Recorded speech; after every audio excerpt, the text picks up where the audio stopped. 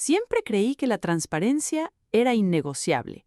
Para mí, la verdad y la integridad eran la piedra angular de cualquier negocio que aspirara a llamarse justo. En un entorno como el corporativo, donde las reglas solían doblarse según la conveniencia y el silencio era la moneda de cambio más común, yo me aferraba a esa brújula moral que muchos consideraban una molestia. Me decían que era demasiado honesta, que mi franqueza resultaba incómoda, que era un peligro para la armonía de un sistema construido sobre apariencias. Y quizá tenían razón. Fui una amenaza, una grieta en la fachada de cristal que ocultaba los manejos turbios de una de las corporaciones más poderosas del mundo. Soy Clara Medina. Durante más de 12 años mi vida profesional estuvo ligada a Finanzas Aurora, un holding de inversión con presencia en todas las capitales financieras del planeta. Entré recién salida de la universidad, con un título en economía y una especialización en ética financiera. Ese idealismo, que hoy me resulta casi ingenuo, me impulsaba a soñar con un papel clave en el engranaje económico global, pero siempre bajo los principios de justicia y moralidad. Comencé como auditora junior en el Departamento de Cumplimiento Normativo. Mis días estaban llenos de números, balances y regulaciones. Lo mío no era el glamour de las grandes inversiones, sino el trabajo minucioso de asegurar que cada operación se ajustara a las leyes. En poco tiempo, gané una reputación. Era la sabuesa de los números, la que encontraba inconsistencias donde otros pasaban de largo. Mis superiores me valoraban, o al menos decían hacerlo, aunque en la práctica muchos de mis informes terminaban archivados en algún cajón polvoriento. Ascendí rápido, auditora senior, gerente de cumplimiento y finalmente directora de auditoría interna.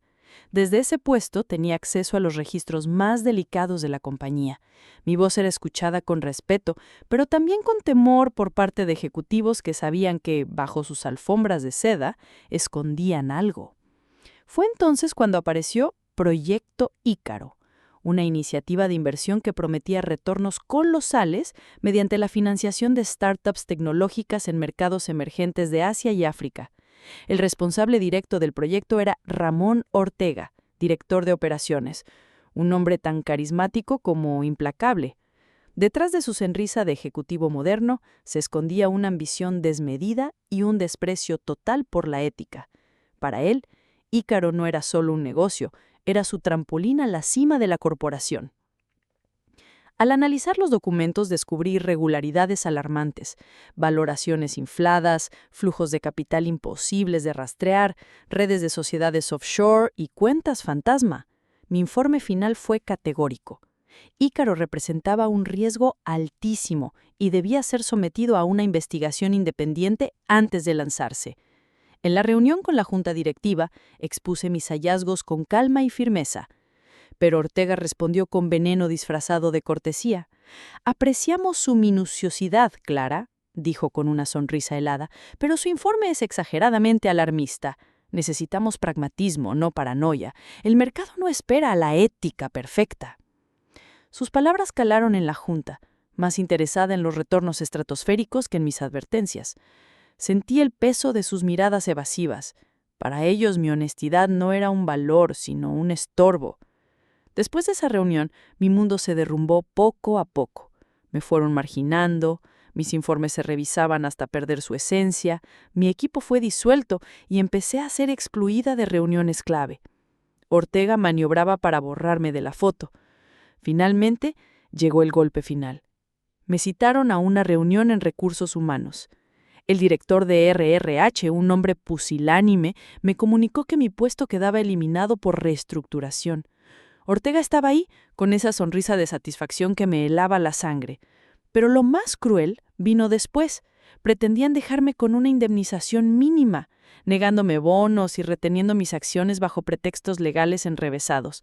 Era una patraña, querían que me fuera con las manos vacías y la reputación manchada. No acepté. Firmé el despido, pero me negué a rubricar el finiquito. Con voz firme les dije, exigiré lo que me corresponde, y si el proyecto Ícaro sigue adelante en esas condiciones, lo haré público con todas las pruebas que tengo. Ortega soltó una carcajada seca. No sé ingenua, somos Aurora, una de las firmas más poderosas del mundo. Tenemos un ejército de abogados. Si intenta algo, su carrera habrá terminado. Salí de esa oficina con la rabia ardiendo en mi pecho. Sabía que se avecinaba una guerra desigual, pero también sabía que tenía un as bajo la manga, pruebas irrefutables que había recopilado durante años. Los días siguientes fueron un torbellino. Busqué trabajo en otras firmas, pero las puertas se cerraban antes de que pudiera tocarlas. Ortega había hecho correr rumores, que yo era conflictiva, inflexible, un riesgo. Mis ahorros se agotaban y la desesperación me rondaba. Pero la rabia se transformó en claridad. No podía dejar que se salieran con la suya. Comencé a preparar lo que llamé el dossier Ícaro, un informe minucioso con cada irregularidad, cada transferencia sospechosa, cada evaluación inflada. Tenía correos internos, actas de reuniones, grabaciones discretas y comparaciones financieras que demostraban el fraude sin lugar a dudas. Era una obra maestra de auditoría forense, una bomba lista para detonar. Sabía que no podía presentarlo con mi nombre. Me destruirían antes de que el caso llegara a tribunales. Opté por una denuncia anónima. Contacté con una antigua colega de confianza en la Comisión de Valores, una mujer íntegra que respetaba profundamente. Usando un número desechable y un software de distorsión de voz, le di acceso a mi dossier a través de un servidor seguro. Ella aceptó bajo una sola condición: anonimato absoluto. La espera fue una tortura. Semanas enteras sin saber si mi bomba había explotado. Ortega seguía apareciendo en entrevistas presumiendo de su visión, hablando del éxito inminente de Ícaro. Cada palabra me revolvía el estómago, hasta que finalmente llegó el terremoto. Un lunes cualquiera los titulares estallaron en todos los medios financieros.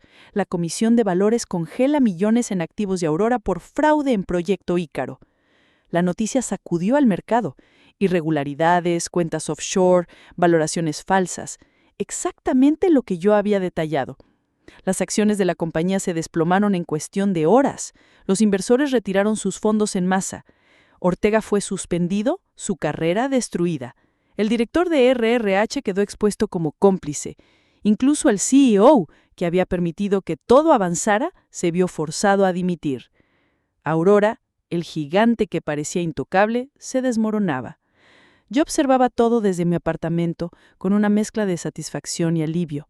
Había logrado lo que parecía imposible: exponer la corrupción en uno de los colosos financieros más poderosos del mundo. Poco después recibí una llamada de mi antigua colega de la Comisión de Valores. Con voz solemne me dijo: «Tu informe fue impecable. Gracias a ti, desmantelamos un fraude que habría causado estragos globales. No podemos revelar tu identidad, pero queremos ofrecerte un puesto en una nueva unidad de élite contra delitos financieros. ¿Aceptas?». No lo dudé. Aquella mujer que había sido despedida por ser demasiado honesta, ahora tenía la oportunidad de usar su integridad como arma, esta vez desde el lado de la justicia.